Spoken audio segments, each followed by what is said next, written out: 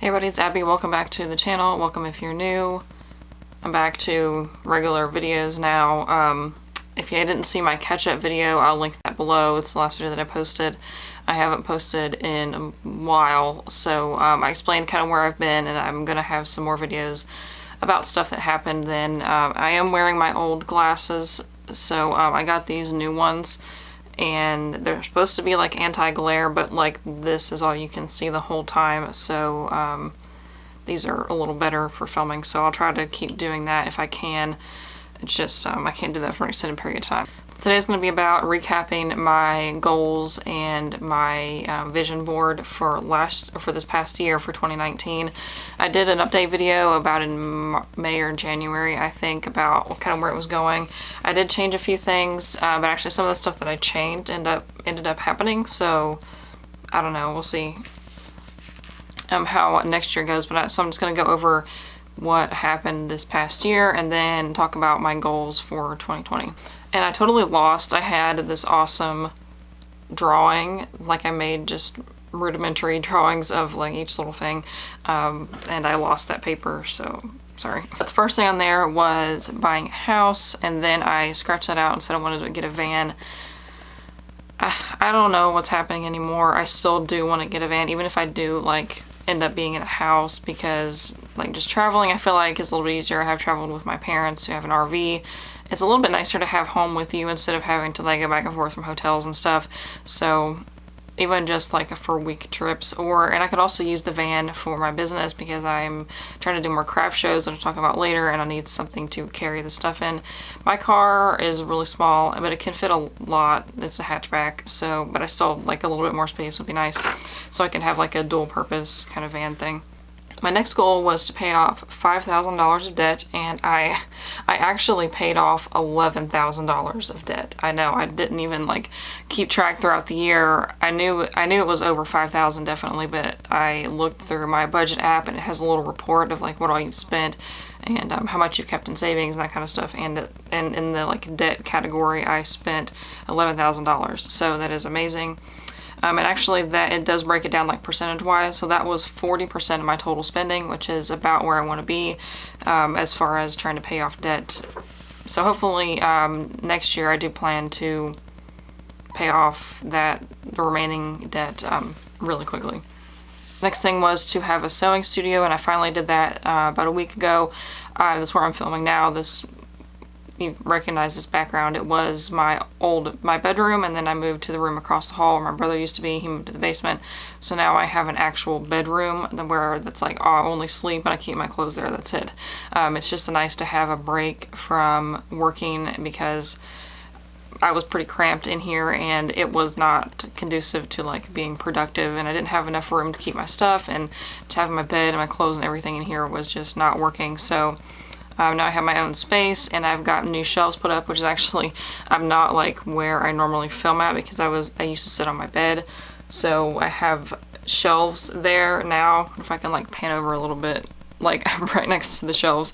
This is the only place that I have free like a wall space to film in. So I'm excited about that. I do have like my own office kind of thing, sewing studio now, and have more room to keep stock and everything. The next thing was to put $3,000 in savings towards a Tesla, which I know that's like a drop in the bucket, but I decided against that, and I said I wanted to save $3,000 for the van. That didn't happen either because I ended up putting pretty much all of my expendable income toward paying down debt, which it's fine. Didn't want to get monetized on YouTube, so I actually used to be monetized, but then back a year maybe two ago, they changed the rules so that I wasn't monetized anymore, which stinks. But so to get monetized on YouTube, you have to have 1,000 subscribers and like so many thousand hours of watch time, like total time that people have watched your videos in a year, and I did not meet that. So just because I've been gone for several months this year, I was not able to do that. So I'm hoping to try again next year to make that happen. It's not that I want this to be a job, but it's like I spend a lot of time on it, and I'm sure sometimes you probably do get ads on my videos. I would like to make a little penny from that every now and then. And the next thing I had on there was to read one book of the Bible every month. I did not do that necessarily. I did read fairly regularly, except for like when I was away. I tried to keep up with it. I know the last trip I was on I did keep up, but I would just basically read like a chapter a day-ish. I mean, sometimes I would read more, sometimes if I got home really late I wouldn't. So I'll talk more about that in my goals for next year. But I did end up reading through all of Psalm and Proverbs, which was a lot. And then I did put on there that I wanted to do a year-long no-buy, so I'll have a whole video about the no-buy, which, if you don't know, the no-buy is basically like not buying unnecessary things. Like mainly it was makeup, because in the past years I have spent an exorbitant amount of money on makeup. And I have like gone back and forth, like it was makeup and then I like switched over to, like I bought a bunch of nail polish. Now I haven't painted my nails in like 2 years. And then I bought just I don't know, just I kept like transferring my shopping addiction to other things. So I feel like I've gotten a good handle on that now. So yeah, I'll do a whole video about how the no-buy year went. The next one was declutter until everything has a place. I put in my notes for this video, I put declutter until everything has a place. LOL. Did not happen. Sorry, my mom's cooking downstairs, if you can hear it's just blending something. And then I wanted to have my website for my business, quilterforstitchery.com, make money from ads. I haven't even posted anything on there. I really don't know. I'm still trying to figure out what I want to do as far as, because like Quilter for Stitchery is my, like I make and sell things, but I also would like to do like crochet things, which is like crochet patterns, which you would do with the blog, and you know, when your blog has ads on it, just kind of like people that make recipes, they make money from the ads on their blog. And I don't know, I'm still kind of trying to figure out if I should keep that separate or have like the crochet stuff have a different name than Quilter for Stitchery, or I'm not sure how I'm going to do that. I'll have definitely I'll talk about more about that when I talk about next year, but I just don't have time to like write crochet patterns and stuff. But once I eventually quit my day job and make Quilter for Stitchery my full-time job, then I will hope I will have enough time to be able to do that and just different things that I love, instead of being stuck like working retail, which doesn't even have a set schedule, which is hard enough, and then having to like make and ship orders for Quilter for Stitchery and keep up with videos and everything. It would just be a lot easier if I did not have the day job. Then I did talk about a book manuscript, so I haven't touched that either. So I had wanted to write this story. It was inspired when we went to camping the last time. I can't remember when it was, but basically it was going to be like a scary movie type, like horror haunting thing to do with an RV.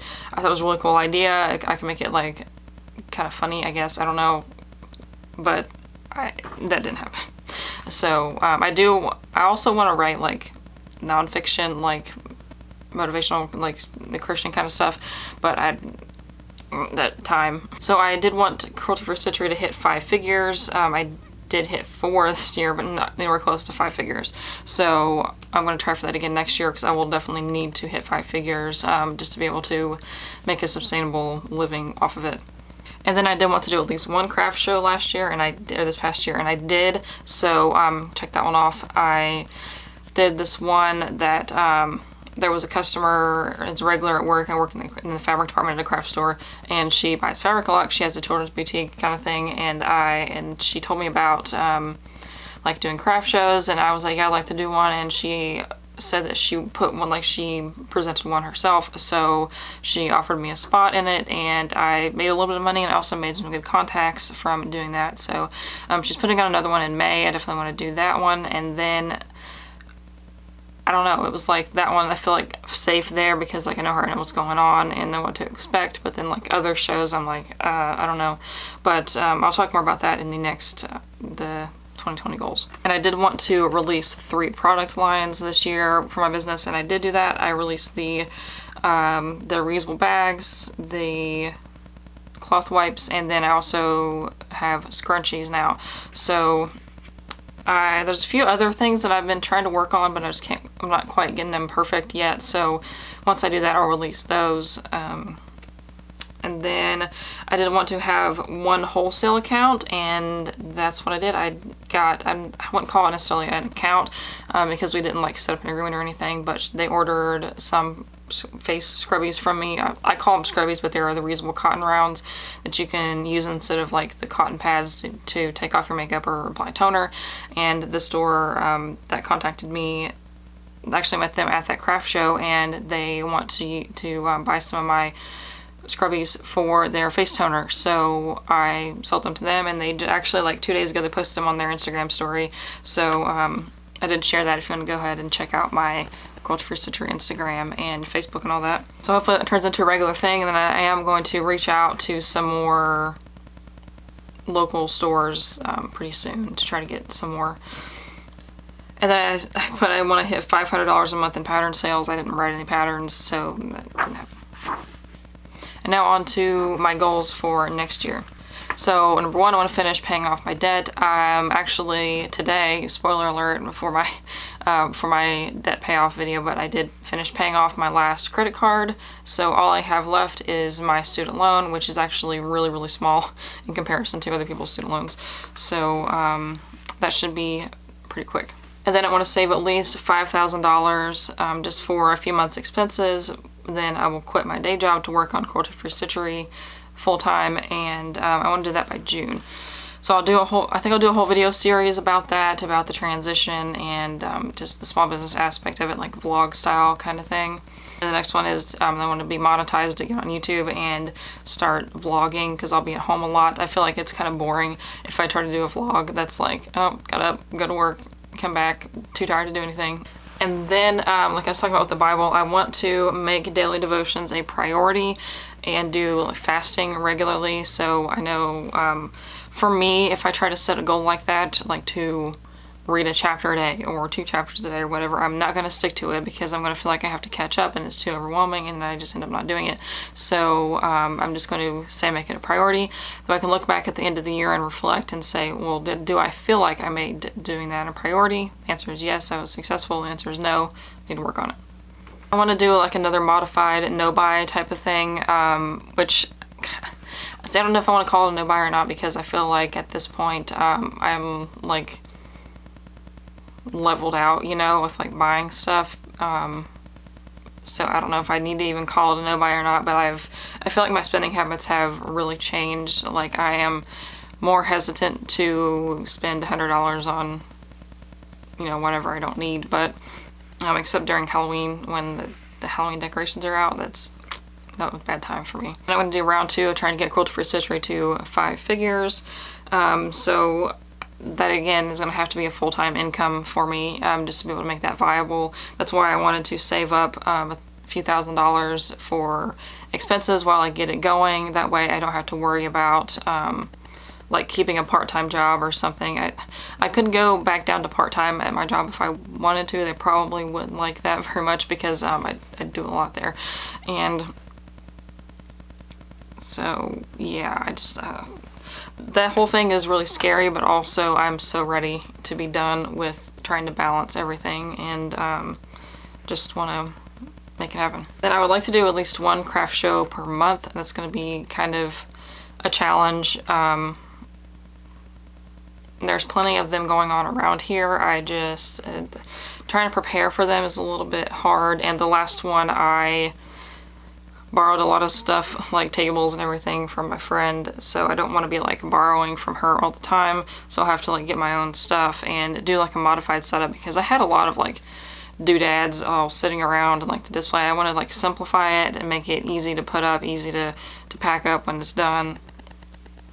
So I'll have to work on that. I might not be able to do one in like January, but hopefully like toward the end of the year, especially around like this time next year, I want to be able to be doing like holiday shows and stuff. Then I would like to open up 3 more wholesale accounts this coming year. So I am putting together a line sheet, which basically what I would send out, kind of like a catalog to send out to stores, and they, you know, if they're interested, then they would pick what they wanted. I would have like the pricing and the colors available and the minimum order and all that kind of stuff on it. Put that together nice and neat that I could email to like shop owners and see if they want to buy my stuff. I mean, there's no hurt in trying to send them out. I'm just kind of nervous about like doing it. Then last thing for the business, I would like to do 3 more product lines. So I do have a few things in the works. Like I said, I'll probably make up some new things.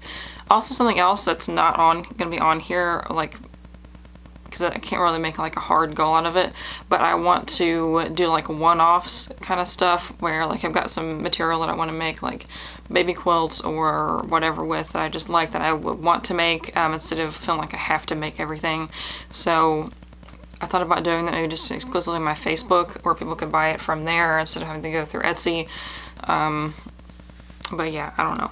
And then a couple like personal things. So I want to learn sign language. I run into, it's not like every single day, but quite often I run into people like at work, which, well, if I'm quitting my job, but I run into people who are deaf or hard of hearing and are signing. I can like understand some signs, but I can't respond.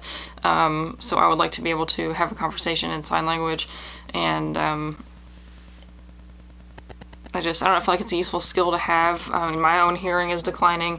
I'm not gonna say for sure that I'm gonna go deaf at some point, but you know, it's just a useful skill to have, because there are lots of people who are deaf who can't really communicate with the outside world because we don't speak their language, which American Sign Language is not the same as English, but it's like we're still like we can read and write the same things, but yeah, you know, I want to be able to learn sign language, even if I'm not going to use it all the time. I feel like it would still be useful. And then I know I'd said I don't want to put like a hard number on stuff, like a daily thing, but I want to try to exercise at least 2 days a week.